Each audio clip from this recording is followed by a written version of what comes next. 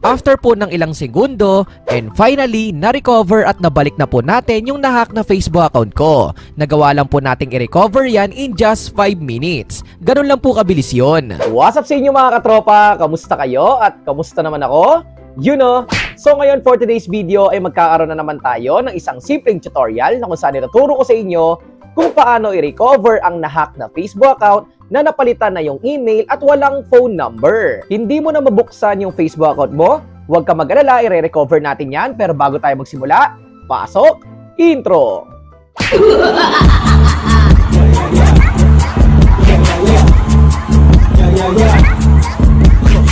Yes, ang kadalasang problema kapag nahack yung Facebook account ay pinapalitan yung email at nagiging hotmail. Wala nang ibang option para ma-receive mo yung code para ma-recover. Huwag ka mag-alala, i-recover natin yan. Sa pag-recover, just make sure lang na meron kang valid ID. Habang nagre-recover, just make sure na gumagamit ka ng same Wi-Fi, same device at same location.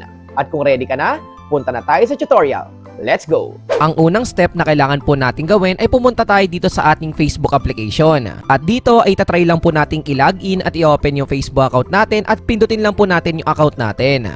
So dito kinakailangan po ng password at pindutin lang po natin yung forgot password dahil nga nahack yung Facebook account natin. Dito ay pindutin natin yung search by email instead at ilagay po natin dito yung full name ng account natin, then find account.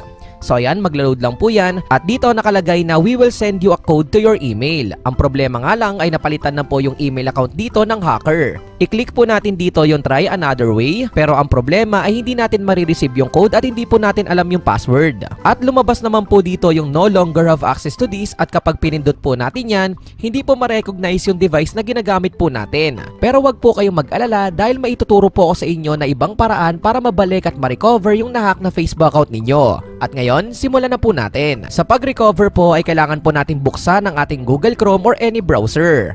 Ito po yung gagamitin natin. At dito i-search lang po natin yung facebook.com/login/identify.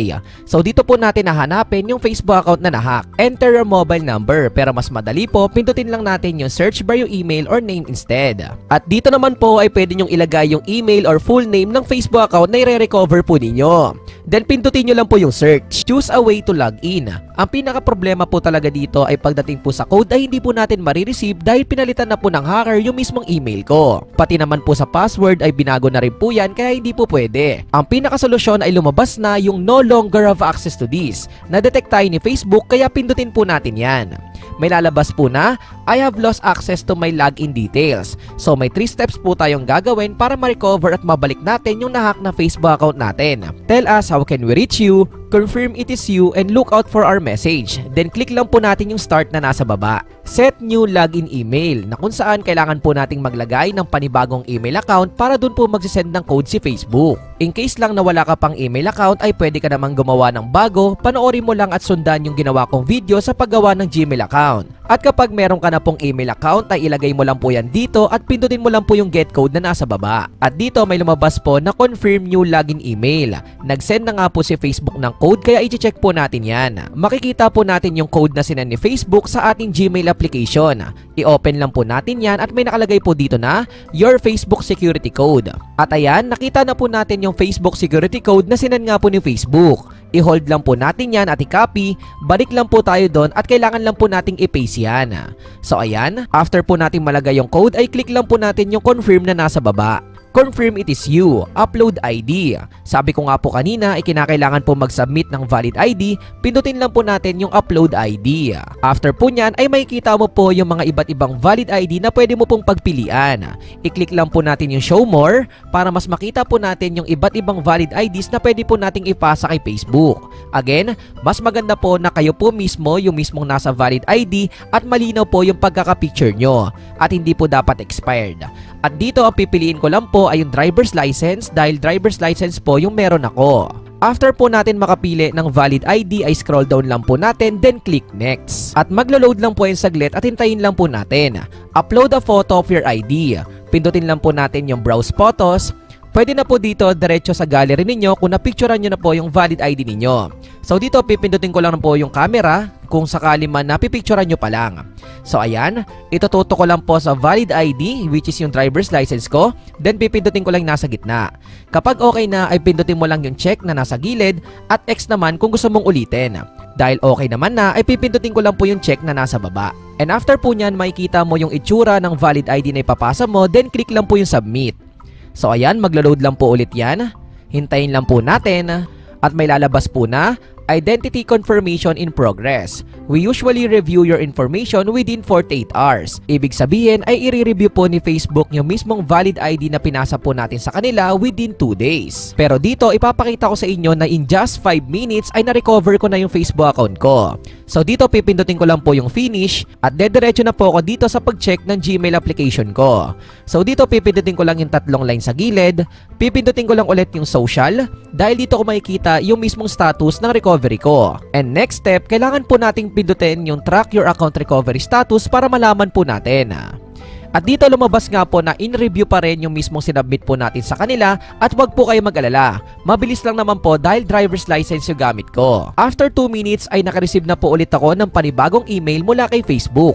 Ito na po yung final step to get back on Facebook. At dito sa step na to ay binibigyan po tayo ng chance ni Facebook na magkaroon po ng panibagong password. I-click lang po natin yung reset password na nasa baba at dito sa step na to makikita nyo na magkakaroon na po kayo ng new password. At dito pwede na po kayo maglagay ng panibagong password para ma-recover yung Facebook account nyo. Just make sure lang po na wag nyo pong kakalimutan yung password na ilalagay nyo po dito dahil gagamitin nyo po yan mamaya.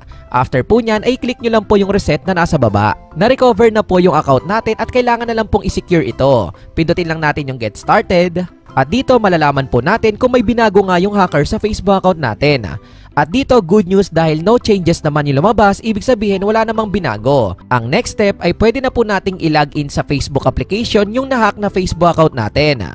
So dito kailangan lang po natin gamitin yung bagong password at pindutin lang po natin yung login na nasa baba. After po ng ilang segundo, and finally, na-recover at nabalik na po natin yung nahack na Facebook account ko. Nagawa lang po nating i-recover yan in just 5 minutes. Ganun lang po kabilis yun. After natin ma-recover ay make sure lang po na i-secure po natin ito. Pindutin lang po natin yung 3 line sa gilid, i-click lang po natin dito yung settings and privacy. Dito naman po ay kailangan nating pindutin yung settings. Dito po sa may settings ay hanapin po natin at pindutin yung privacy checkup. Malaking tulong po yung privacy checkup which is ito yung feature para baguhin yung settings natin sa security. Mas malaking bagay po ito para maiwasan na po na ma-hack yung Facebook account natin at ma-secure natin yung Facebook account natin. So ayan, nabubuksan na po natin yung Facebook account natin at again, kailangan nyo pong tandaan yung bagong password na nilagay nyo po kanina. At ganun lang po kasimple at kabilis kung paano nga ba i-recover ang nahack na Facebook account na napalitan na yung email at wala ng phone number. Take note lang po na lumalabas po yung no longer have access to this kapag na-detect ka po ni Facebook. Paano nga ba? Based on my experience ay na-detect ako ni Facebook dahil parehas nga yung device na ginamit ko sa pag-login. Ibig sabihin ay may history po ako ng pag-login or pag-open ng Facebook account ko sa device na ginamit ko sa pag-recover. Kadalasang problema talaga kapag na-hack po yung Facebook account ay pinapalitan nga po ng hacker yung email mo. Pati na rin po yung password at yung mobile number. Kaya mahihirapan ka na ma-receive yung code sa pag-recover. Pero dahil nga sa steps na ginawa natin kanina, ay na-recover ko po yung Facebook account ko in just 5 minutes. At ayun lang po yung simpleng tutorial natin sa araw na to at sana meron ka pong bago natutunan. At kung ikaw ay may clarification, suggestions, or questions, ay pwede mo yung i-comment dyan sa may comment section sa baba. And also pwede mo ring i-like and follow yung Facebook account ko na makikita mo dito. Before matapos tong video na to ay may gusto muna akong i-shoutout.